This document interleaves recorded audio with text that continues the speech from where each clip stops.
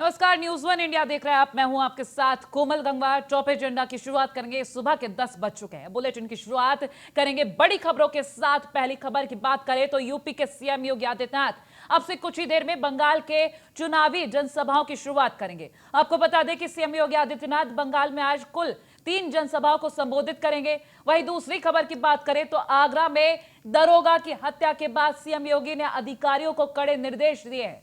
वहीं तीसरी खबर की बात करें तो सोनभद्र जिले में गालीबाज इंस्पेक्टर और दरोगा का वीडियो वायरल हुआ है। और वहीं आखिरी खबर की अब बात कर लेते हैं तो गाजियाबाद में एक परिवार को बंधक बनाकर लूटपाट की गई है। तो दिन की 4 बड़ी खबरें आप तक पहुंचा रहे। बंग भूमि पर गरजेंगे सीएम योगी और आगरा में दरोगा की हत्या, सोनभद्र के गाली गलौज पुलिस, गाजियाबाद में डकैतों का आतंक। तो ये चारों ही बड़ी खबरें शुरुआत कर रहे हैं पहली खबर के साथ। जिस तरीके से बंगाल के दौरे की अगर हम बात करें तो सीएम योगी आदित्यनाथ बीजेपी के फायर ब्रांड नेता कहे जाते हैं और ऐसा भी माना जाता है बीजेपी के लकी चार्म है वो, क्योंकि जहां भी चुनावी प्रचार के लिए जाते हैं जीत का परचम लहरा कर आते हैं। वोट की अगर बात करें तो वोटों की संख्या उनके कदम रखते ही वहां पर बढ़ जाती है। तो इसीलिए अगर चुनावी प्रचार की कमान की बात करें तो सबसे पहला नाम सीएम योगी आदित्यनाथ का रहता है। आगरा की खबर के बारे में बात करें तो आगरा में दरोगा 2 भाइयों के विवाद को सुलझाने गए हुए थे और उनकी हत्या कर दी गई। तो थोड़ी देर में बंगाल पहुंचेंगे सीएम योगी आदित्यनाथ। पश्चिम बंगाल में कुल 3 जनसभाएं करेंगे। तो नंदीग्राम, रुद्रनगर और चंद्रकोड़ा में जनसभाएं संबोधित करेंगे। सागर विधानसभा क्षेत्र के रुद्रनगर के लंका कंदा मैदान में पहली जनसभा करेंगे वो। चंद्रकोड़ा विधानसभा क्षेत्र की जयंती खेजूरी डांगा मैदान में दूसरी जनसभा करेंगे। नंदीग्राम विधानसभा में नंदीग्राम तेखाली बाजार मैदान में तीसरी जनसभा करेंगे। तो आज का शेड्यूल है सीएम योगी आदित्यनाथ का। बंग भूमि में गरजेंगे सीएम योगी। पश्चिम बंगाल में 3 जनसभाएं संबोधित करेंगे। आपको बता दें सीएम योगी आदित्यनाथ लगातार चुनाव प्रचार में लगे हुए हैं। ना सिर्फ वो यूपी की कमान संभाल रहे हैं, ना सिर्फ वो यूपी की जिम्मेदारियां संभाल रहे हैं, बल्कि अन्य राज्यों में जो चुनाव होने जा रहे हैं उनकी कमान भी उन्होंने अच्छे से संभाल रखी है। फिर चाहे पश्चिम बंगाल का दौरा हो या असम का दौरा रहा हो।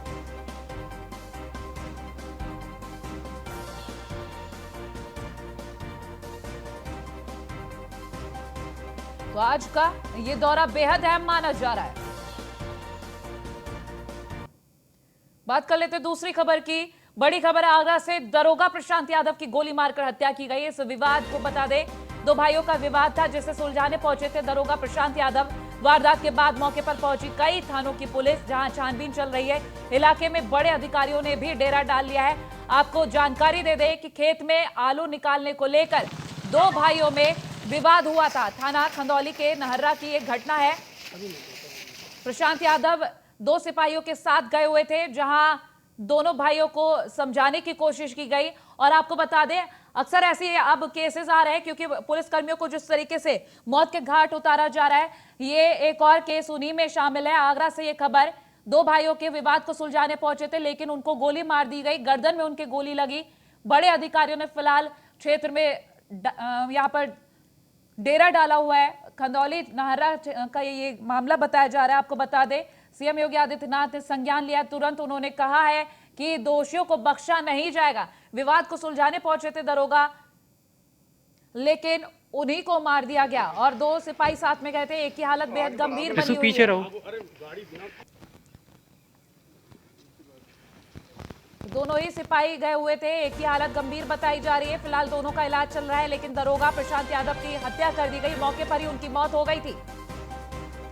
और अगर उनके हम घर की बात करें तो परिजनों का रो रो कर हाल बुरा है। पूरे गांव में सन्नाटा सा पसरा है।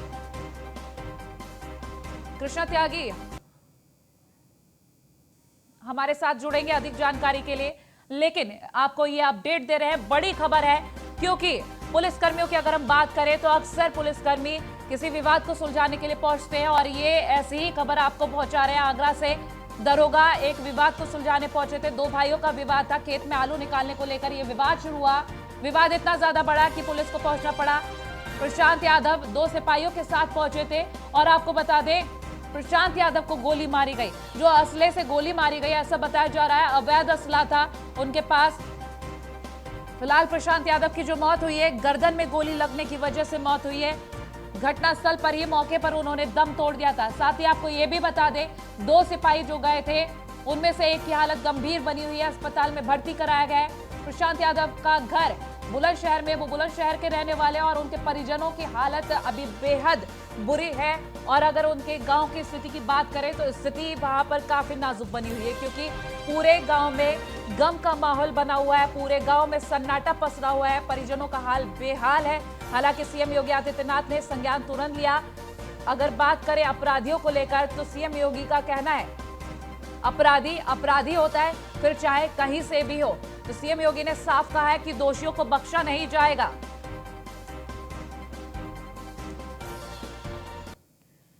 तो शहीद दरोगा प्रशांत यादव को पुलिस लाइन में श्रद्धांजलि दी गई है। विभागीय अधिकारियों और कर्मियों ने उन्हें नमन किया है। एडीजी राजीव कृष्णा समेत कई वरिष्ठ अधिकारियों ने उन्हें श्रद्धांजलि दी है।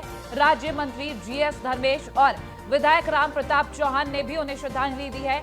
ये आपको तस्वीरें दिखा रहे हैं जब प्रशांत यादव, शहीद प्रशांत यादव की श्रद्धांजलि उनको दी गई है। तो ये तस्वीरें आपको दिखा रहे हैं श्रद्धांजलि की, पुलिस लाइन में जब श्रद्धांजलि दी गई। बता दें, बेहद गमगीन माहौल है, क्योंकि जिस तरीके से प्रशांत यादव शहीद हुए हैं, मामला सुलझाने गए थे लेकिन उन्हीं को गोली मार दी गई। तमाम विभागीय अधिकारियों ने उन्हें श्रद्धांजलि दी है, तमाम कर्मी वहां पर मौजूद रहे। एडीजी राजीव कृष्णा समेत कई वरिष्ठ अधिकारियों ने उन्हें श्रद्धांजलि दी है। ये देखिए, श्रद्धांजलि देते हुए आपको तस्वीरें दिखा रहे हैं। राज्य मंत्री जीएस धर्मेश और विधायक राम प्रताप चौहान ने भी श्रद्धांजलि दी है शहीद प्रशांत यादव को।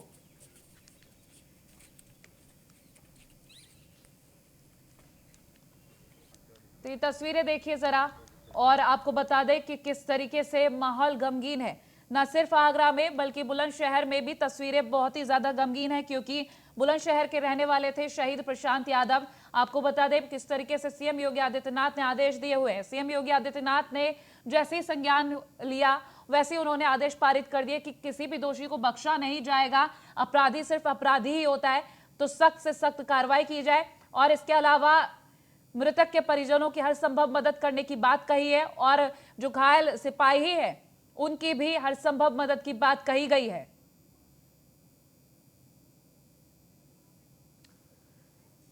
संवाददाता कृष्णा त्यागी हमारे साथ लाइव जुड़ गए। कृष्णा, अगर आगरा की तस्वीरों की बात करें, श्रद्धांजलि दी जा चुकी है, और कैसी तस्वीरें इस वक्त वहां की?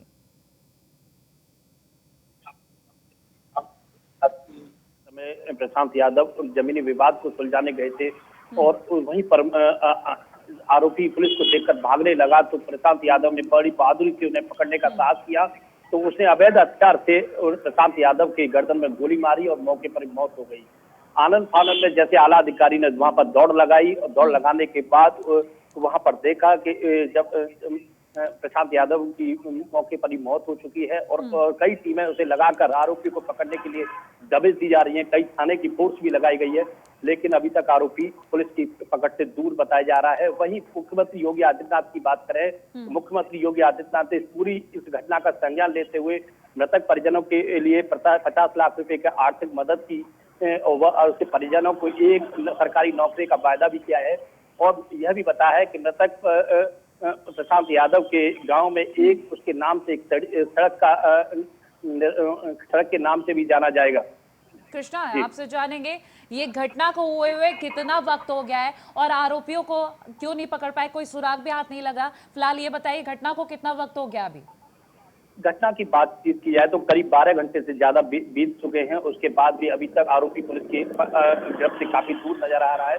और कोमल जी, बात करें तो अपराध बढ़ने का कारण यह भी सामने आता है कि आगरा में जन सुनवाई को लेकर आगरा 75वें नंबर पे सड्डी नजर आया है, क्योंकि लगातार जिस तरह से जन सुनवाई हो रही है, यूपी में आगरा 75वें नंबर पे है। जिस तरह से जन सुनवाई को सुनाई नहीं जाता है, जिसके चलते अपराधी इस जमीनी विवाद के मामले इस तरह के आते हैं कि जमीन का विवाद इस तरह का मामला होता है, जिस तरह के मामला को गंभीरता से नहीं लिया गया, तो इस तरह की वारदातें बिल्कुल सामने आती है। जिस तरह की तस्वीर हमारे लगातार देख रहे हैं, प्रशांत यादव की कोई घटना क्योंकि सीएम योगी आदित्यनाथ ने संज्ञान ले लिया है इस मामले में, और ऐसे में जब आदेश भी दे दिए गए हैं कि किसी दोषी को बख्शा नहीं जाएगा, ऐसे में जब प्रशासन सख्ती भी कर रहा है और आरोपियों का भी पता नहीं चल पाया है, बड़ा ये मामला है और लापरवाही भी कहीं ना कहीं फिर तो दिख रही है, क्योंकि जब आरोपियों का कोई सुराग तक हाथ नहीं लगा, कैसे फिर यहाँ पर छानबीन चल रही है? आला अधिकारी से बातचीत की तो आला अधिकारी ने ये बताया कि लगातार कई टीमों का गठन किया गया है, कई थाने की फोर्स लगाई गई है, जल्द से जल्द आरोपी को गिरफ्तार करने की बात जरूर कही गई है। लेकिन जो टीमें गठित की गई हैं, कोई हिस्ट्री शीटर तो थे नहीं? आपने जो जानकारी दी थी उसमें बताया था कि ये जो भाई थे कोई हिस्ट्री शीटर तो थे नहीं, तो ऐसे में इतनी बड़ी टीमें गठित की गई हैं और जिनका कोई हिस्ट्री शीटर का कोई रिकॉर्ड ही नहीं है, उनको पकड़ने में ऐसी नाकामी हासिल हो रही है? बिल्कुल निश्चित तौर से जिस तरह से पुलिस की अभी नाकामी है, 12 घंटे बीत जाने के बाद भी अभी आरोपी पुलिस की गिरफ्त से दूर नहीं है, तो बिल्कुल निश्चित तौर से पुलिस पर सवालिया निशान उठता है कि इतना बड़ा अपराधी न होने के बाद भी पुलिस के हाथ अभी आरोपी नहीं लगा है। और बिल्कुल निश्चित तौर से प्रशासन की बात करें, प्रशासन इस तरह सुस्त दिखाई दे रहा है कि जिस तरह से आगरा प्रशासन में देखी जाए तो जिस तरह से जन सुनवाई की बात से शुरुआत होती है अपराध बढ़ने की, अपराध लगातार बढ़ता है जन सुनवाई को, लेकिन उत्तर प्रदेश में आगरा की बात करें तो 75वें नंबर पे आगरा की जन सुनवाई बात होती है। तो निश्चित तौर से बिल्कुल प्रशासन इस चीज का बिल्कुल बेहद ही गंभीर इसमें प्रशासन की लापरवाही देखी जाएगी, क्योंकि यह एक मामला है और भी ऐसे मामले कई मामले होंगे जिस तरह से इस तरह के मामले हो सकते हैं और इस तरह की बड़ी वारदातों को अंजाम दिया जा सकता है। जी कृष्णा, यहाँ पर लापरवाही की हमने बात की, अब हम मुआवजे की बात कर लेते हैं, क्योंकि शहीद प्रशांत यादव के परिजनों को मुआवजे की भी बात कही गई है, और जो घायल है सिपाहियों की अगर हम बात कर ले उनकी स्थिति के बारे में बताइए और मुआवजे को लेकर क्या कुछ किया जा रहा है?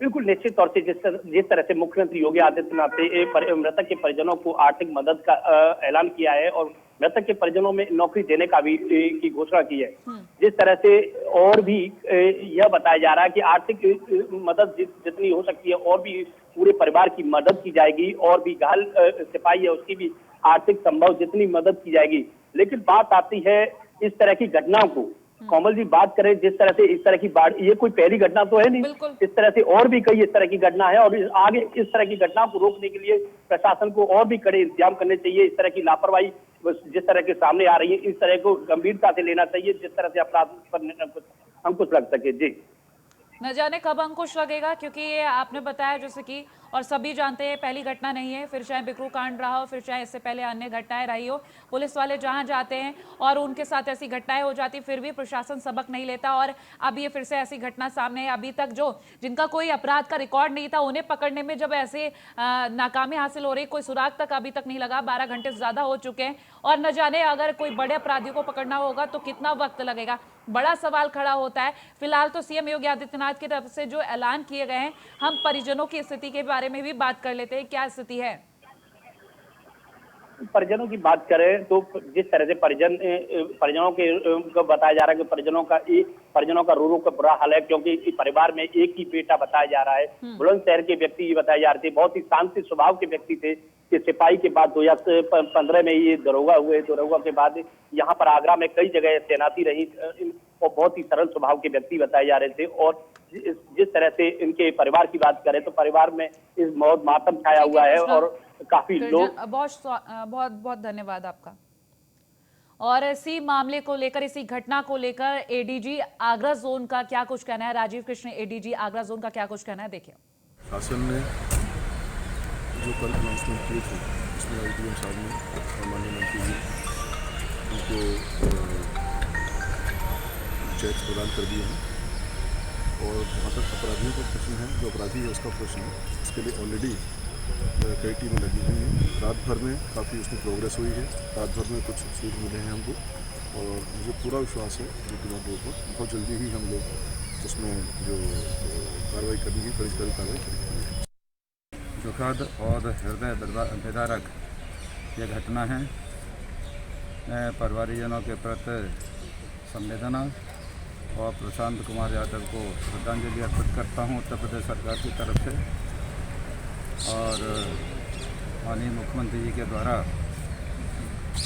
50 लाख की जो घोषणा की थी उसमें 40 लाख रुपए उनकी पत्नी रेनू के नाम और बाकी अन्य पिताजी या माताजी जो भी हैं परिवारजन उनके नाम 10 लाख रुपये दी गई है। और एक परिवार के किसी एक व्यक्ति को नौकरी के लिए माननीय मुख्यमंत्री से घोषणा की है। क्षेत्र का ये गांव है और एक ऐसा लाल चला गया जो परिवार में अकेला पुरुष था। हम संवेदना व्यक्त करते हैं और निश्चित रूप से इस तरह की घटना बहुत हृदय विदारक होती है जिनके छोटे छोटे बच्चे हों, और कोई शब्द नहीं है मेरे पास इस समय कहने के लिए। तो ग्रेटर नोएडा से खबर, शाहबेरी में पट्टे देने वाले अफसरों के खिलाफ जांच शुरू। कमिश्नर सुरेंद्र सिंह ने अपर आयुक्त मेधा रूपम को जांच रिपोर्ट सौंपी है। बता दें, ग्रेटर नोएडा वेस्ट शाहबेरी इलाके में अवैध रूप से पट्टे दिए गए थे। राजकीय और पशुचर की जमीन पर 24 साल पहले अवैध पट्टे दिए गए थे। तो गांव के लोगों ने 1980 में चंदा इकट्ठा कर योग आश्रम के लिए खरीदी थी ये जमीन, और जमीन को जिला जज की अनुमति के साथ ही बेचा जा सकता था।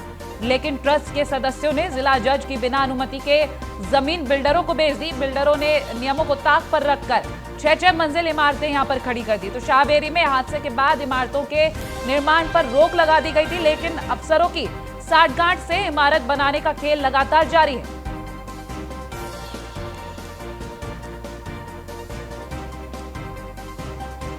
तो ग्रेटर नोएडा से ये खबर आप तक पहुंचा रहे हैं। ग्रेटर नोएडा के शाहबेरी में पट्टे देने वाले अफसरों की जांच शुरू। कमिश्नर सुरेंद्र सिंह ने अपर आयुक्त मेधा रूपम को सौंपी। बता दें जांच रिपोर्ट, बता दें किस तरीके से ये प्रकरण शुरू हुआ है, इसके बारे में बात कर लेते हैं।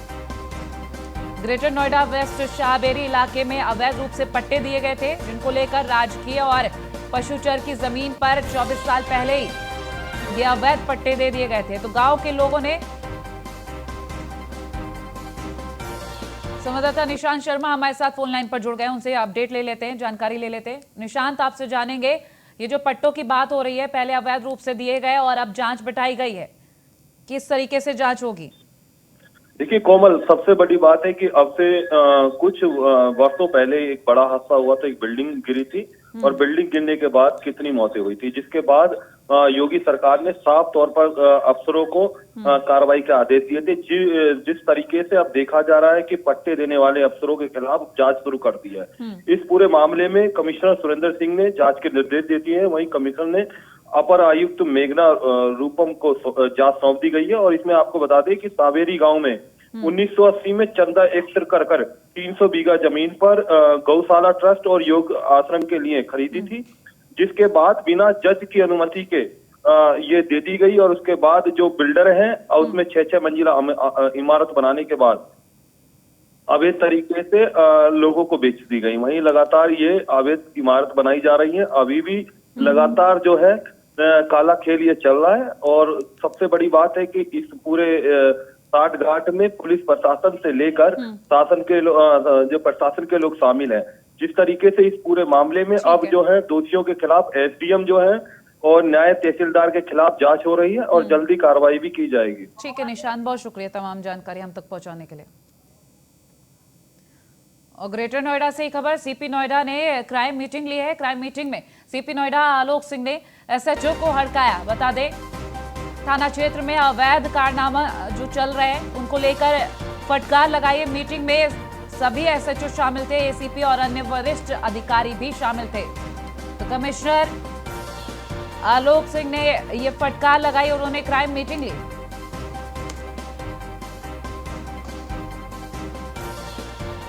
तो कमिश्नर नोएडा ने क्राइम मीटिंग ली। इस क्राइम मीटिंग में एसएचओ को भी हड़काया गया। और ललित पंडित अधिक जानकारी के लिए संवाददाता हमारे साथ जुड़ गए। ललित, आपसे जानेंगे, कमिश्नर आलोक सिंह ने ये क्राइम मीटिंग ली है और कारनामों को लेकर अधिकारियों को फटकार भी लगाई गई है। कौन से ऐसे कारनामे रहे हैं और क्या निष्कर्ष आया है इस बैठक का? जी बिल्कुल, दूसरे दिन सीपी लद्दाख द्वारा क्राइम मीटिंग का आयोजन किया गया, जिसमें जनपद के सभी अधिकारी डीसीपी और ज्वाइंट सीपी क्राइम मीटिंग के अंदर मौजूद थे। उसी क्राइम एक एसएचओ को सीपी नोएडा आलोक सिंह के द्वारा जमकर हटाया गया, क्योंकि थाना क्षेत्र के अंदर जो अवैध कारनामे और अवैध कारनामे जो चल रहे थे उनके अंदर एसएचओ की संलिप्तता है। उसको लेकर सभी पूरे टीम के सामने जो एसएचओ है उनको मिलकर हड़काया गया सीपी नोएडा के द्वारा। और वहीं जो बाकी सभी जो अधिकारी थे, अधिकारियों के द्वारा ही उनको बताया गया कि जो वहां पर बाकी सभी टीम उनमें कुछ अन्य एफेक्ट भी थे जो। शुक्रिया ललित तमाम जानकारियों के लिए। तो कमिश्नर आलोक सिंह ने ये जो क्राइम मीटिंग ली है उसमें एसएचओ तमाम वरिष्ठ अधिकारी भी मौजूद रहते हैं। और खबर अब सोनभद्र से, जहां गालीबाज इंस्पेक्टर और दरोगा का वीडियो वायरल हो रहा है। थाने में बैठकर सरेआम गाली देते नजर आ रहे हैं इंस्पेक्टर और दरोगा। थाने में फरियाद लेकर शख्स के साथ गाली गलौज किए तो फरियादी पहुंचा था, उसके साथ बदसलूकी की गई और वीडियो इसका वायरल हो रहा है। जिले के थाना चौपन का ये वीडियो बताया जा रहा है और वीडियो आपको एक बार दिखा देते हैं और सुनवा भी देते हैं कि किस तरीके से इनकी जो भाषा है, इनके जो शब्द हैं, इनके मुंह से बाहर आए हैं फरियादियों के लिए। काम आपको करना है, अपने हिसाब से करिए कि जो दोषी है वो उनको सजा मिले। बस एक लाइन का था, ऐसे हमें डांट रहने लगा है इतने बहुत एक हटा हुआ।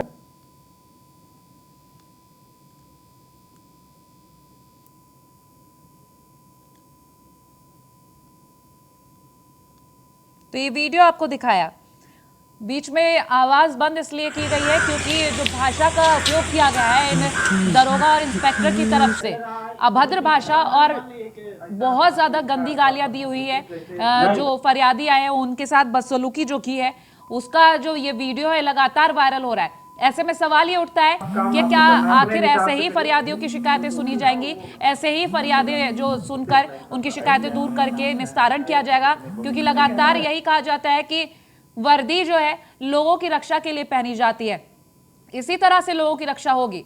बड़ा सवाल यहाँ पर यही खड़ा होता है क्योंकि एसपी अमरेंद्र सिंह से भी यही बात करने की कोशिश की गई थी कि आखिर क्या किया जा रहा है इस मामले में। तो उनका ये कहना है कि कार्रवाई चल रही है और जो एसआई है उनको वहां से हटा दिया गया है। सिर्फ जगह से हटाने का मतलब ये नहीं कि न्याय मिल गया, ये नहीं है कि अन्य पुलिस वालों को सबक मिलेगा। जो ऐसे भ्रष्ट पुलिस वाले हैं उनको एक सबक देने के लिए कड़ा कदम उठाना जरूरी है।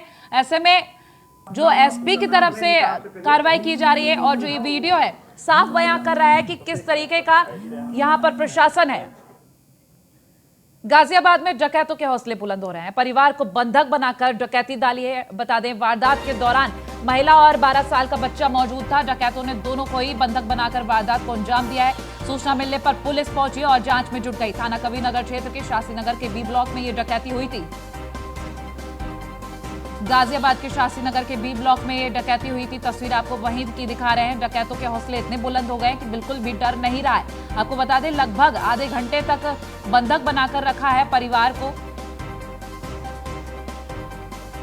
नगर क्षेत्र के शास्त्री नगर एरिया में दो व्यक्ति जिन्होंने घर में घंटी बजा के घुसे, एक कमरे में अलग करके उनकी अलमारी से लगभग 2 लाख रुपए के अप्रॉक्सीमेटली 2 से 2.5 लाख का कैश था वो और कुछ आभूषण लेके फरार हो गए हैं। इस संबंध में अभियोग पंजीकृत किया जा रहा है।